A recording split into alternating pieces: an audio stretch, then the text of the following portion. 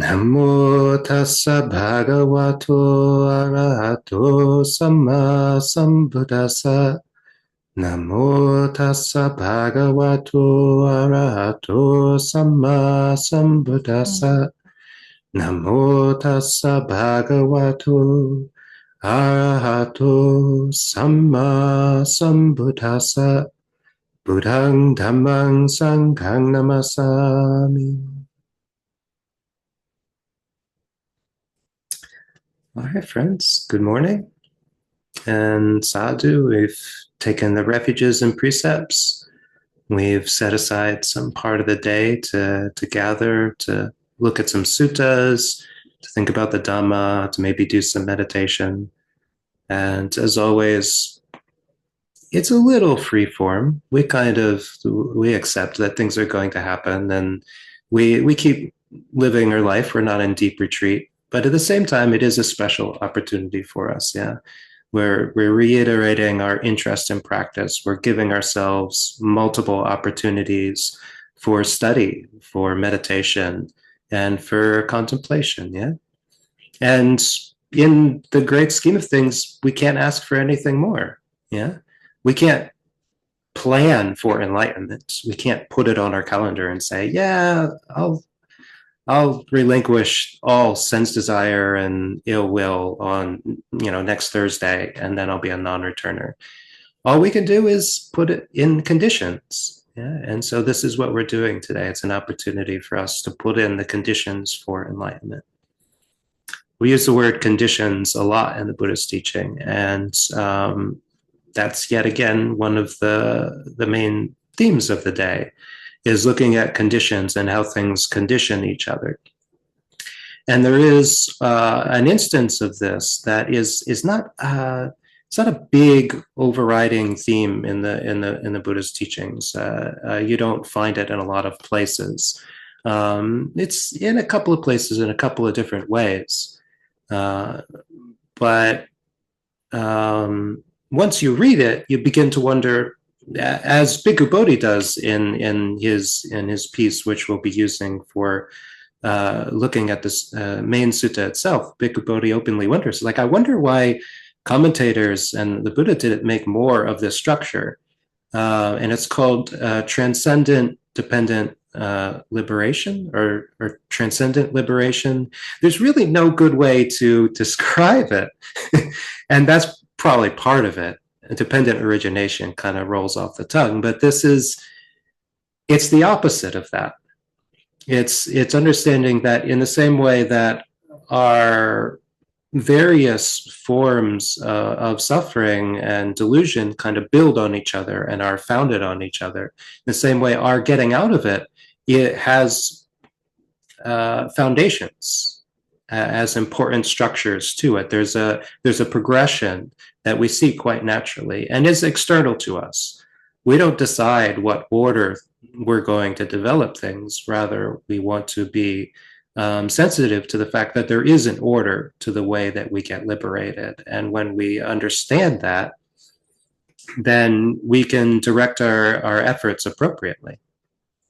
And this is transcendent liberation. And Bhikkhu Bodhi says, why don't they make much of it? And honestly,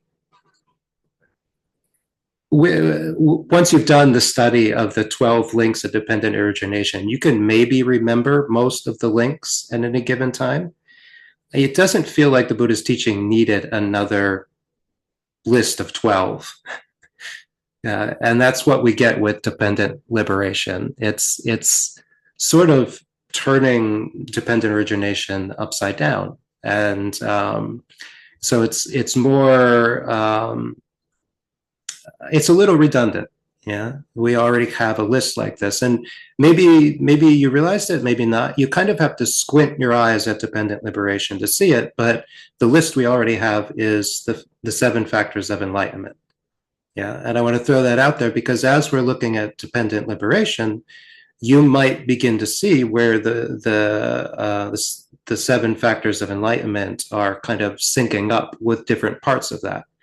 Understand that they're talking about the same thing, yeah? In the same way that in order to break through to an insight into Dhamma, the 7 factors of enlightenment need to develop and mature.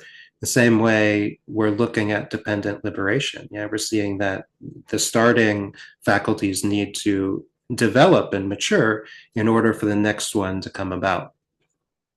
Let's just get right into the sutta, and then we'll after reading it, we'll break it down a bit.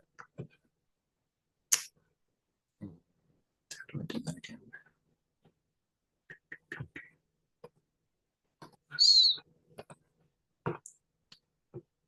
Okay. Okay. So, and this is the Upanissa Sutta. What number is that? I'm sure it says at the end. So while staying at Savatthi, the Buddha said, "The destruction of the cankers, monks, is for one who knows and sees, I say, not for one who does not know and does not see. Knowing what, seeing what, does the destruction of the cankers occur? You see, such is material form, such is the arising of material form, such is the passing away of material form, such is feeling, perception, mental formations, and consciousness. Such is the arising of consciousness, such is the passing away of consciousness. For one who knows and sees these things, monks, the destruction of the cankers occurs. The knowledge of this destruction with respect to the destruction of the cankers has a supporting condition, I say. It does not lack a supporting condition. What is the supporting condition for the knowledge of the destruction of the cankers? Liberation, emancipation should be the reply. Emancipation, monks, also has a supporting condition, I say. What is a supporting condition for emancipation? Dispassion should be the reply. Dispassion, monks, also has a supporting condition, I say. It does not lack a supporting condition. What is a supporting condition for dispassion? Disenchantment should be the reply. Disenchantment, monks, has a supporting condition. What is the supporting condition? The knowledge and vision of things as they really are should be the reply. The knowledge and vision of things as they really are, monks, also has a supporting condition. What is a supporting condition for the knowledge and vision of things as they really are? Concentration should be the reply. Concentration, monks, has a supporting condition. And what is a supporting condition? Happiness should be the reply. Happiness, monks, has a supporting condition. And what is a supporting condition? Tranquility should be the reply. Tranquility has a supporting condition. And what is a supporting condition? Rapture should be the reply. Rapture, monks, has a supporting condition. And what is the supporting condition? Joy should be the reply.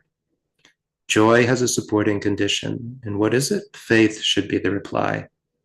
Faith has a supporting condition. I say it does not lack a supporting condition. And what is the supporting condition for faith? Suffering should be the reply. And at this point, the Buddha turns back around. Suffering has a supporting condition. And this is something we've looked at in depth. What is the supporting condition, the necessary condition for suffering? Birth should be the reply. What's the condition for birth? Bhava, existence. What is the condition for existence? Clinging. The condition for clinging? Craving. The condition for craving? Feeling. The condition for feeling? Contact. The condition for contact? The 6 senses. What's the supporting condition for the 6 senses? Nama rupa, mentality, materiality. What's the supporting condition for nama rupa? Consciousness should be the reply. What's the supporting condition for consciousness? Sankharas, kama formation should be the reply.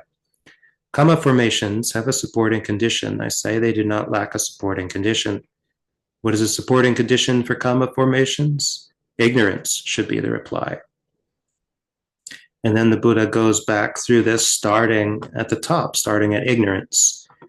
And this is the way we might actually see it playing out. Ignorance leading to volitional formations, to namarupa, consciousness, the 6 sense bases, contact, feeling, craving, clinging, and becoming. Becoming leading to birth, aging, and death, sorrow, lamentation, pain, grief, and despair, namely dukkha. Dukkha leads to faith. Faith leads to joy. Joy leads to rapture. Rapture leads to tranquility. Tranquility is a condition for happiness, and happiness is a condition for concentration. Concentration supports the knowledge and vision of things as they really are. The knowledge and vision of things as they really are supports disenchantment, and disenchantment supports dispassion. Dispassion supports liberation, and liberation supports the knowledge of the destruction of the cankers. And here the Buddha uses a very nice simile. It says, just as monks, when rain descends heavily upon some mountaintop, the water flows down along with the slope and fills the clefts, gullies, and creeks. Those being filled up fill up the pools, and those being filled up fill up the ponds. These being filled up fill up the streams, and these being filled up fill up the rivers.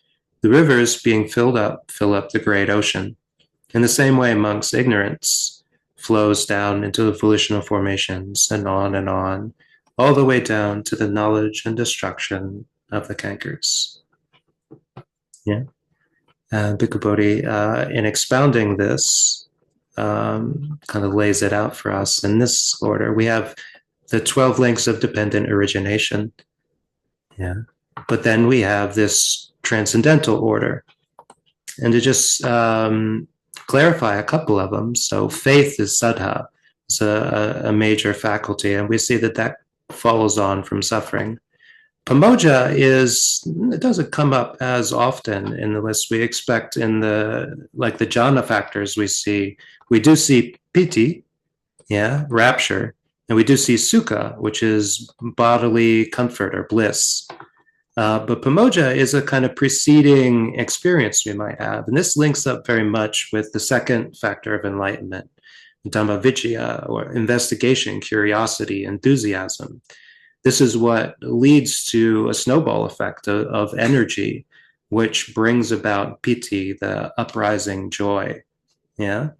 And so when we have this rapture, we tend to become tranquil. We have what we want. Most of what we do in the world is to try to get piti and sukha.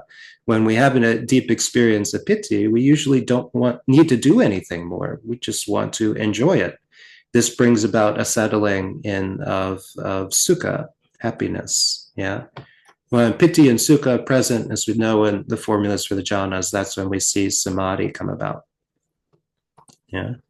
So the tranquility here is not the tranquility of samadhi, but rather it's that sense of not going out, not trying to get something external anymore, because we have the happiness and bliss that we were trying to get from external things. We already have it. And this allows us to settle and the mind to become concentrated. And as we've talked about, what is the purpose of concentration? What is the purpose of samadhi? Well, that's yata bhuta jnanadasana, seeing things as they actually are. Seeing things as they actually are is nice, but what is the purpose of that? It leads to us becoming disenchanted with them. We don't try to see them as something that they are not. We just see what they are. This leads to viraga, or fading away, dispassion. We no longer become infatuated with them. We no longer linger on them. We no longer become obsessed with them. We no longer hold to them. Yeah, and when we no longer hold to anything, then the mind can experience vimutti, liberation. And when the mind is liberated, that's part of the scenario.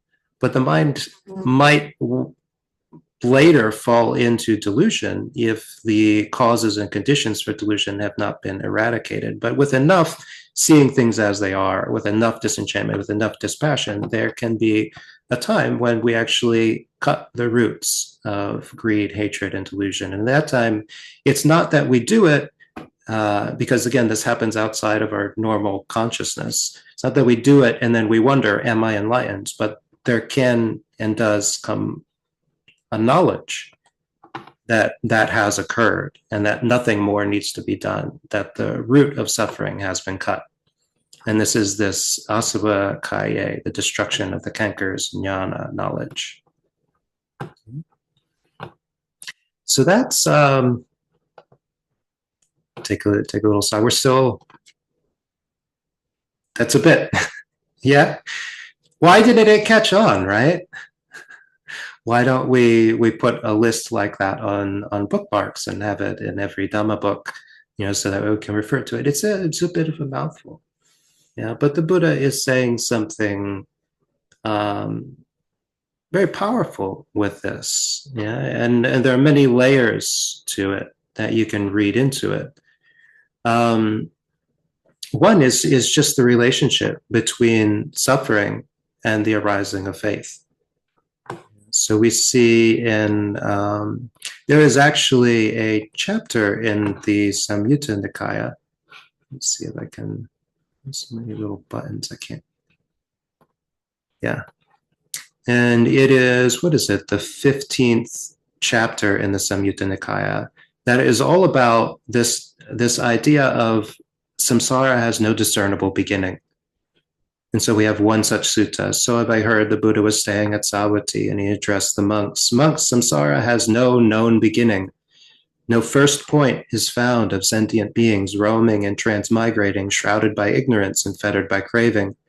Suppose a person was to strip all the grass, sticks, and branches and leaves in India and gather them together into one pile, chop them into 4-inch pieces. They'd lay them down saying, "This is my mother, this is my grandmother." The grass, sticks, branches, and leaves of India would run out before that person's mothers and grandmothers had been listed. Why is that?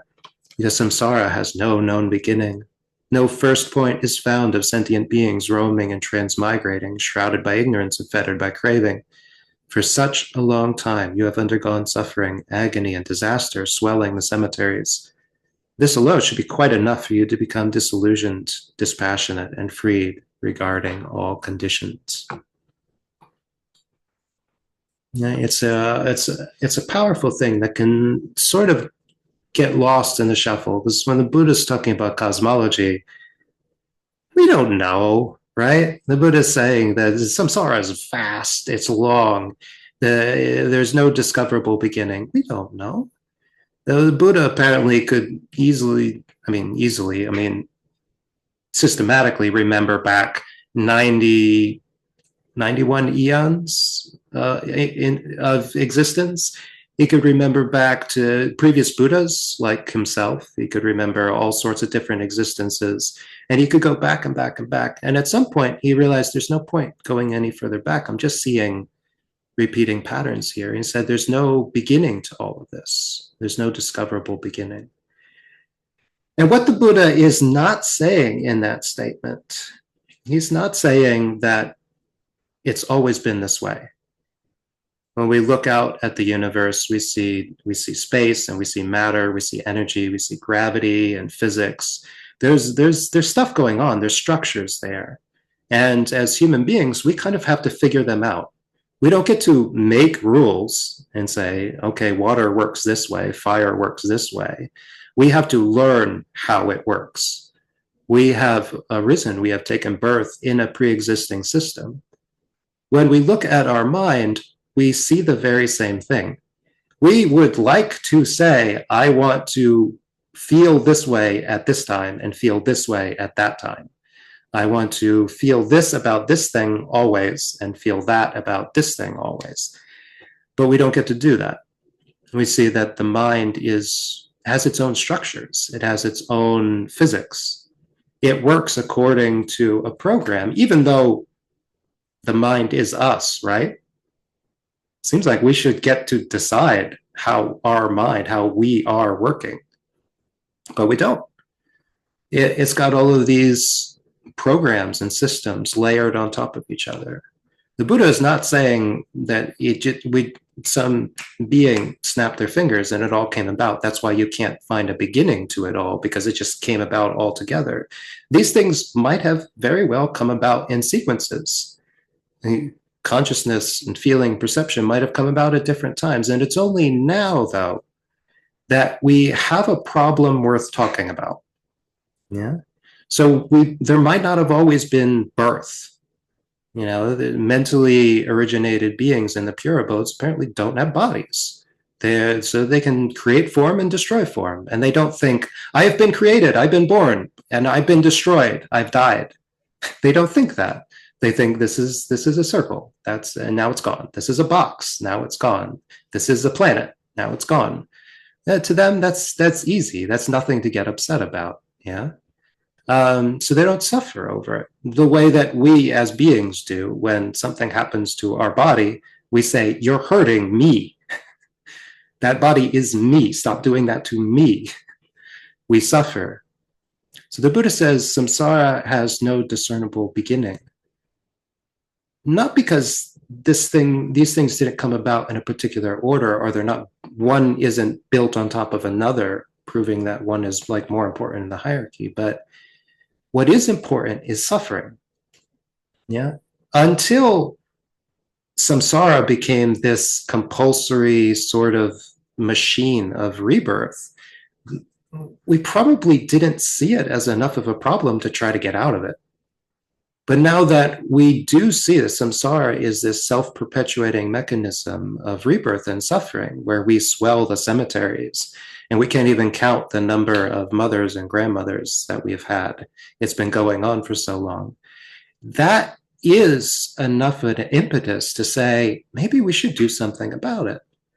And this is what we find, that when beings do wake up to the Four Noble Truths, even the mention of the Four Noble Truths, that there is suffering, that suffering has a cause, but that without that cause of suffering, suffering will cease. They want to find a way out of suffering. Yeah, and they make effort to find a way out of suffering. They seek out people who might know the answer to how to get out of suffering, and finding likely candidates. Again, they don't know, but finding likely candidates for teachers, they pay respect. They sit down, they give ear, they listen to what these wise beings say. And hearing what they say, they consider that. No, all of that I've just said there, that's really important. It's really vital. Why go through all the effort of finding a teacher and paying respect to them and sitting down and listening to what they say and then actually considering deeply what they say? Why do all of that? Because of suffering. Because we need to. Yeah, we have a problem and we need to figure out how to fix it. And so in this way, in the Buddha's teaching, suffering is not a disaster.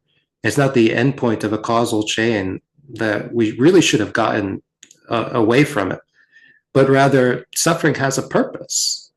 We seek the way out of suffering precisely because of the mess we're in.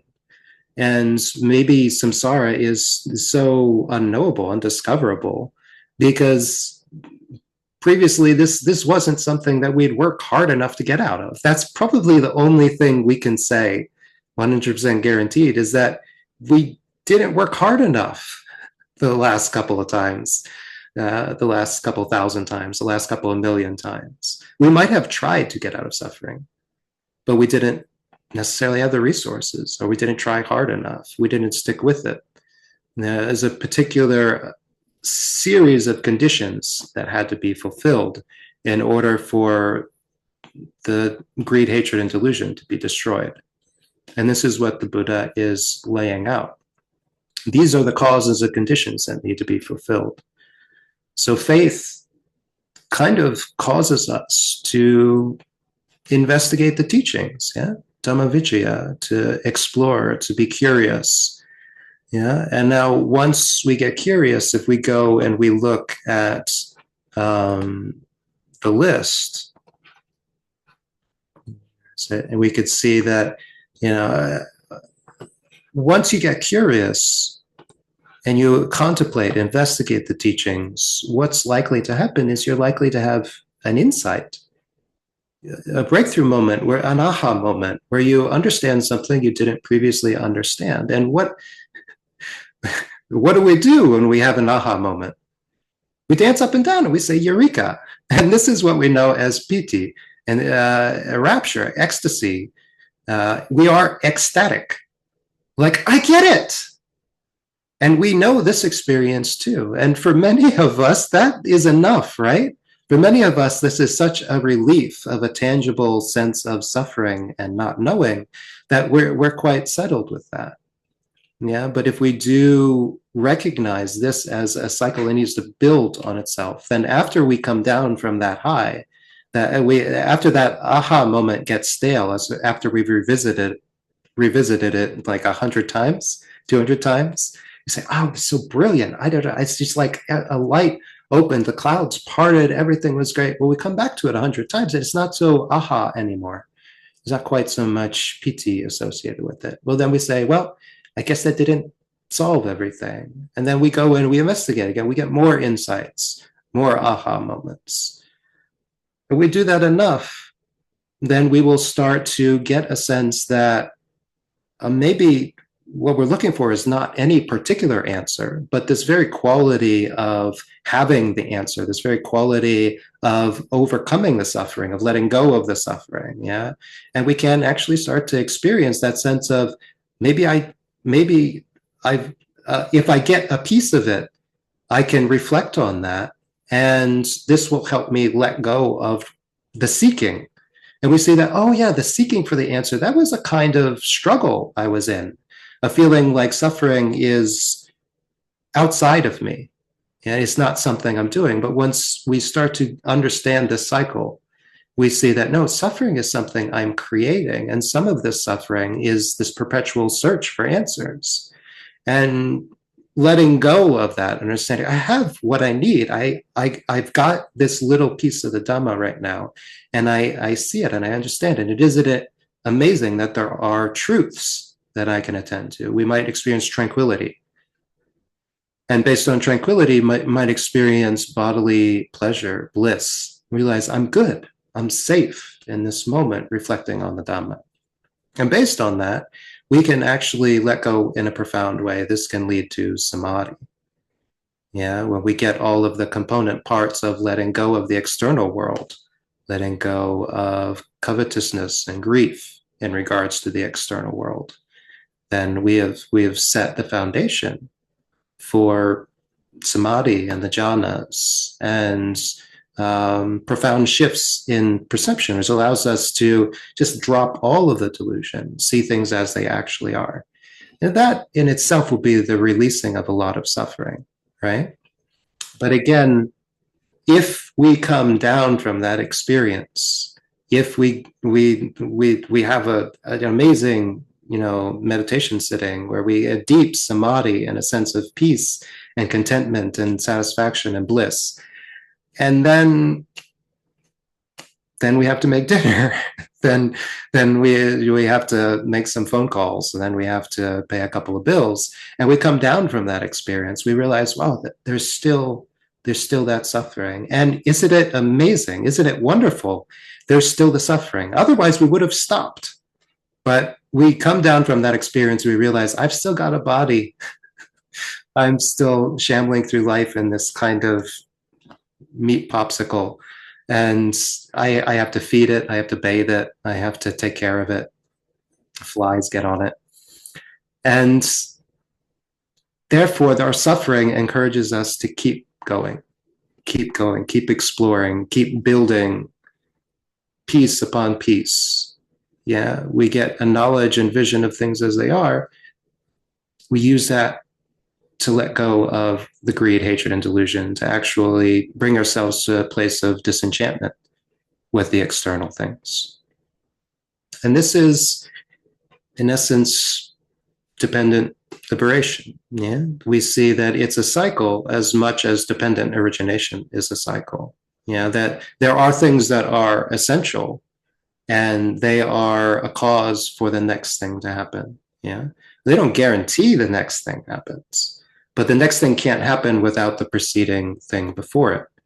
In the same way with our own practice, we look at why do we practice? Yeah, when we understand that, you see, if we're trying to get some sort of happiness out of our practice, we're trying to get relief, or we're trying to shine up our chakras, or we're trying to improve the flow of chi in our body, or we just want to be able to blast somebody with metta so that they like us. Yeah, we're trying to get something out of practice. We will find that our practice will be a bit difficult. It'll be a bit unclear at times. Like, why am I doing this again? What is the end result? How do I know I've succeeded? But when we feel that practice is inevitable, we feel that I'm suffering and I need to give attention to these things that can help get me out of it, then one thing can build quite naturally on another and another and another. So this isn't exactly it's not a it's not like the 12 steps of every single sitting meditation will do. Yeah, we don't necessarily sit down and like, okay, am I suffering? Yes. Enough? Yeah, okay, now pretty good. Do I have faith? Okay, there's the Buddha. Here's the Dhamma. Okay, check, faith. Now what's next? Pamoja. I've got to be excited. I love the Dhamma. Okay, great, check. Where's the piti? It's not going to be every sitting. We're talking about the overarching processes that lead to the complete breakthrough, to the destruction of greed, hatred, and delusion. Yeah. So this might take a couple days. You might have to invest a little bit in this, but looking at this pattern, we can start to see that it makes sense. Yeah.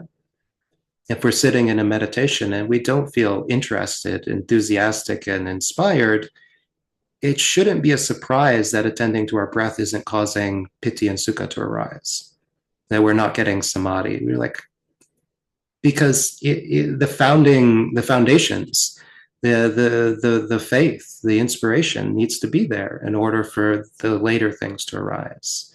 The later things are dependent on the earlier things. Yeah. And so if we truly want to be free of suffering, then we have to trust that we are in a way building a tower. Yeah.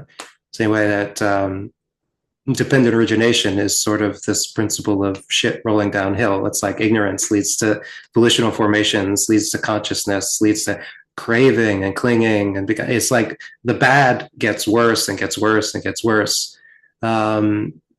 Transcendent liberation is kind of the opposite. We're trying to build ourselves up to a state of liberation, independence, freedom,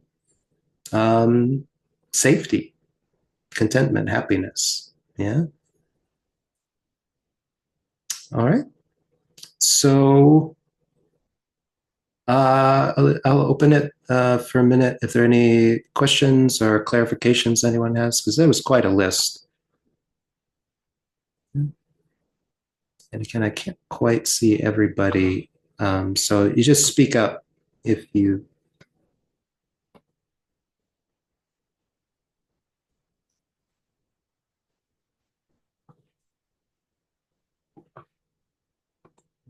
And if nobody. Yeah. Okay, yeah. It's a weighty sutta. Yeah. Why didn't it catch on? I don't know. But it's something to contemplate. So now at this point, we can shift to meditation. And normally kind of giving like points of contemplation that if you want, you can consider the theme of the day. But rather, I think this is something if we've been practicing any length of time, we've been working with this. Yeah. So it's not like try to remember all of these things as you sit down in your meditation, but rather do the meditations that you feel inspired to do.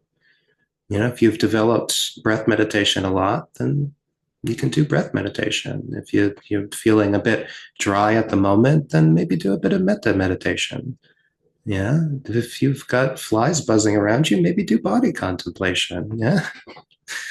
And work with the conditions you have. And then maybe you're checking in afterwards and you're saying, did I see any of this? Was there a clear point where I felt on track? Where before I was like sitting, it's like, okay, we'll go through the steps. But then at some point, I had some idea or some inspiration, and that helped focus me. And I found that suddenly I was not doing the meditation because I have to or because I'm supposed to, but because I wanted to. And I'm really interested in, hey, what about that? And in those moments, do we start to see this process get activated? Yeah. Do we start to see how that the faith and the confidence in what we're doing brings about the inspiration? The inspiration brings about a sense of enthusiasm and joy, and even No guarantees, but maybe even rapture. Yeah.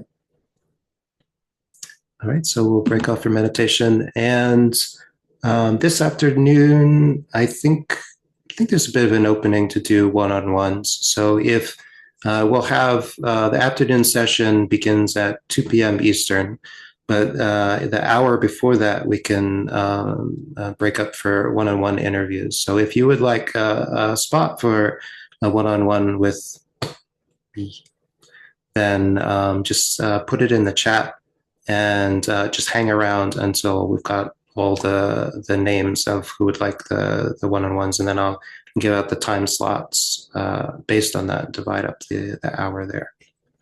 Okay. Otherwise, we'll sit and walk until noon Eastern time.